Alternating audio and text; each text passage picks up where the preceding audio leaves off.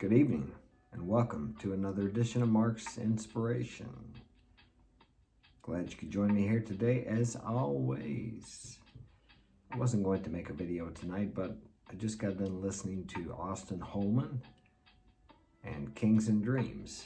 Austin Holman is a passport bro, and I was watching the super chat, and there were some haters in there. A lot of people badmouth the passport bros because they say they don't have game, because they leave the U.S. to date other women. I wonder how many of those people that say they don't have game, how many of them have ever been out of the U.S.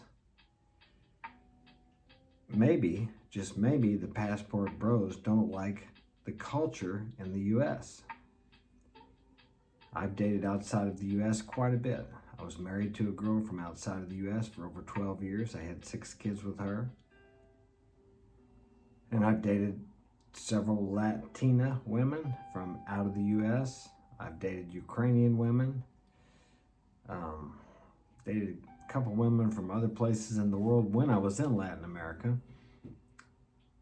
And I'll tell you what, the culture here in the U.S., I particularly don't want to date women in the U.S. anymore.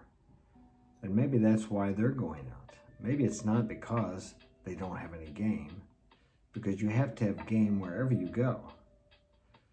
But we don't have to play those, how do I say, those stupid, I don't even know what word to put on it, but one of the things that we're talking about is if someone texts you, you can't text them right back because it looks needy. And that's something that's prevalent here in the U.S. Now, I've never experienced that anywhere else, but, well, I can't say I haven't.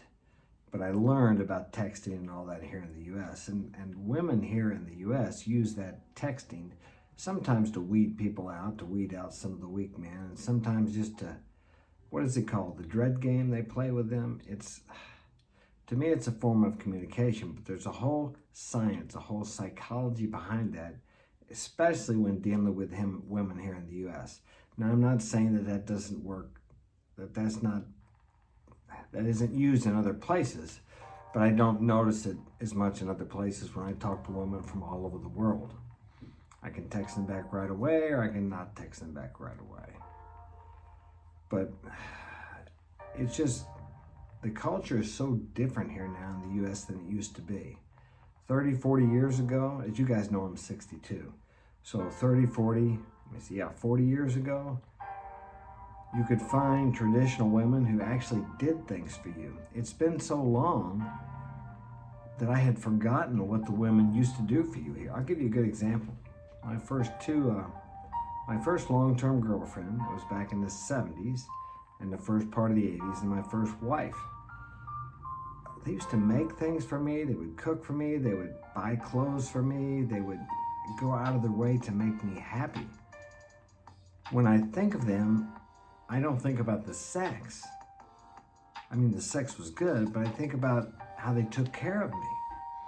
And I took care of them.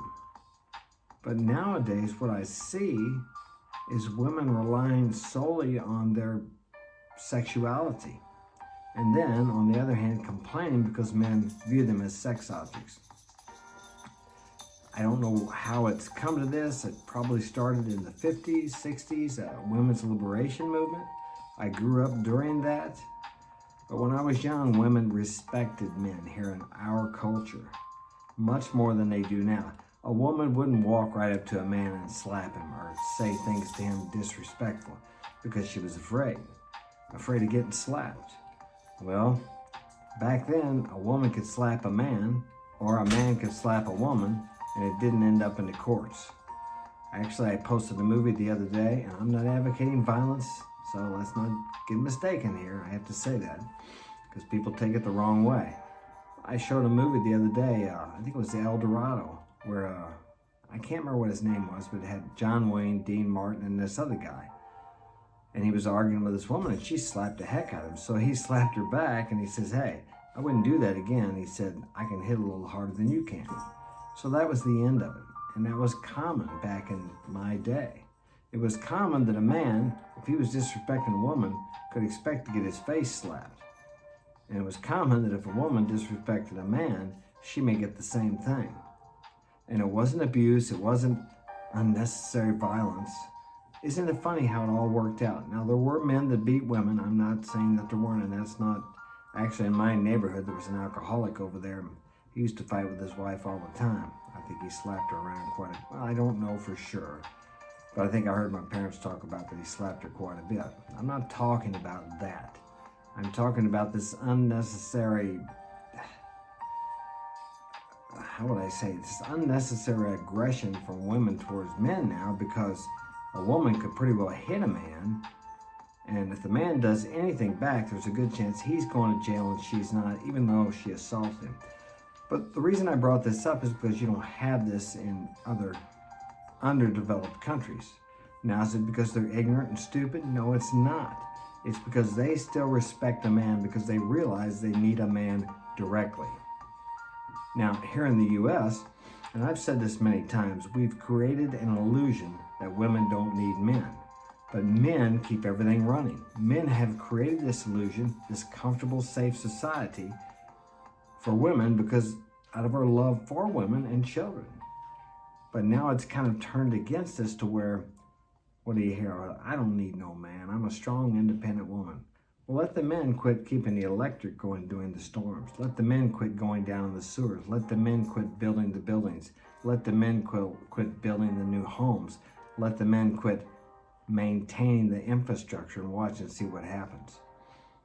Now, I'm not saying women are bad because of this. I'm just saying this is what they've grown up with, and they actually believe that they don't need men. So thus, if you don't need something, just like in a relationship, what happens so many times is we become complacent, the man or the woman. They don't appreciate what the man or the woman is doing for them, and we become disrespectful for them or to them. It's happened the same way here in the U.S. The biggest majority of women, not all women, but if this is annoying you and you're a woman, you might be one of them, don't realize that men are the ones that built everything. Men are the ones that invented almost everything, and men are the ones that keep things going. Men are the ones that's going to fight and protect the borders should something happen. Men. But things have not been so dangerous or risky lately that they just don't understand that, so they actually feel like that they could get by fine without men. But who do they call? I'll say it like Andrew Tate does. Who do they call? They don't want a woman policeman coming when some guy is trying to kill them. They want a man to come. And then talk about toxic masculinity, which is just really masculinity.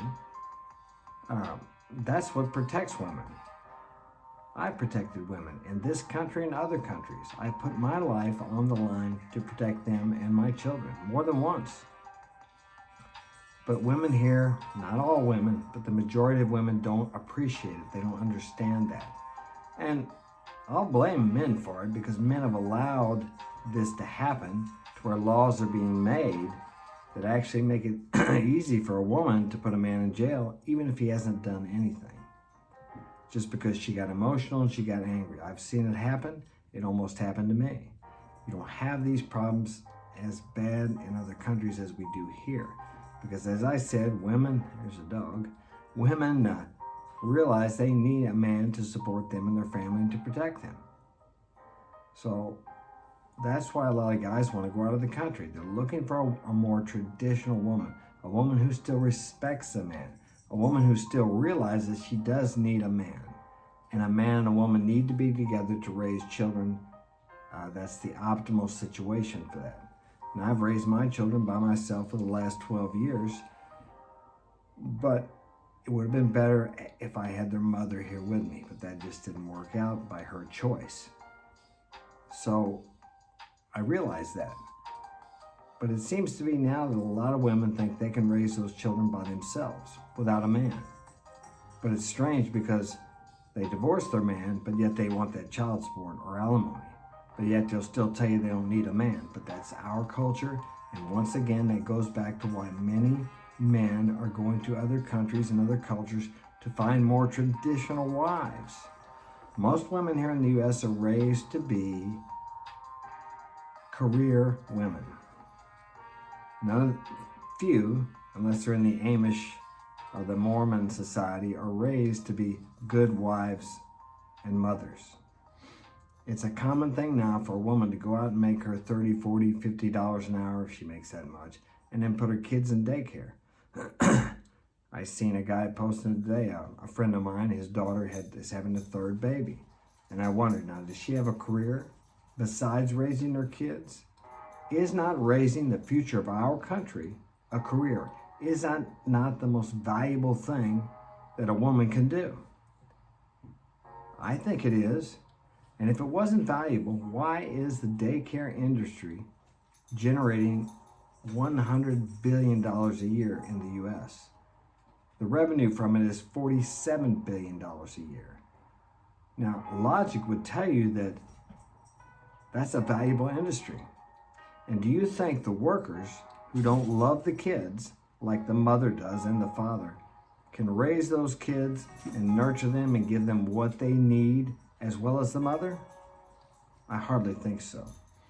But then we got them saying, well, we need both our incomes. Well, do you? Well, of course you do if you want the $500,000, the $1 million home, the 2 Escalades in the drive. Yes, but what are you showing your children? You're showing your children that money and things are more valuable than they are. And then what do we got here? We got a lot of kids being raised up who don't feel loved, they feel depressed.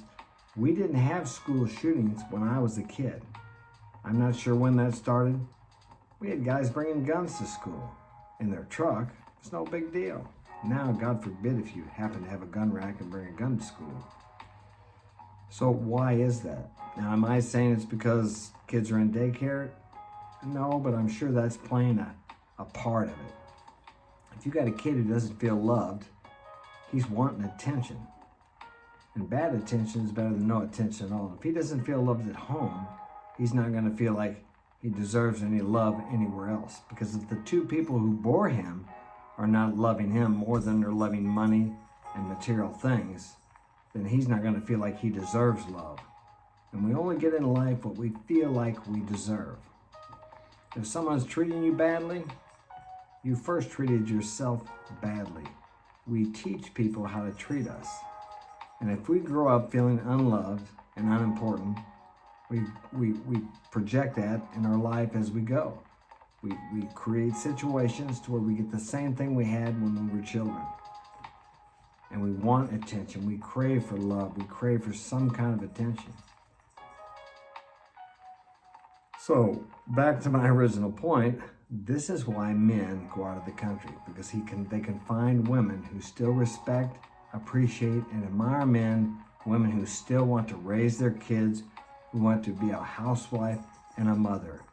And in our society today, they belittle that. And that is one of the most admirable careers there is. But it's belittled in our society. Like, you don't work, but that's a 24-hour-a-day, 7-day-a-week job until those kids get out of the house. And a lot of times it's a thankless task from children because they don't really appreciate you until they get older and have their own kids. It's a tough job. It's easier to go to work and let someone else do it. And that's what happens a lot.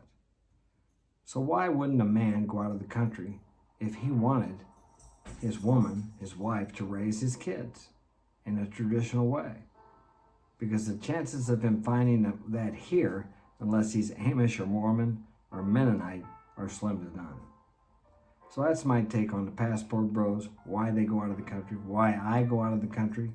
I haven't dated here in the U.S. but one time in the last probably 30 years. But I did date women here. I've dated a lot of women here. I've been married more than once. I've had long-term relationships with women here, but they've just changed so much. Like I said, in the last 20 to 30 years, they're just not the kind of women that I want to date. And that's why I go out of the country. That's it for tonight. I hope this has helped you. Share it with a friend. Thanks for joining me, and I'll see you next time. Take care.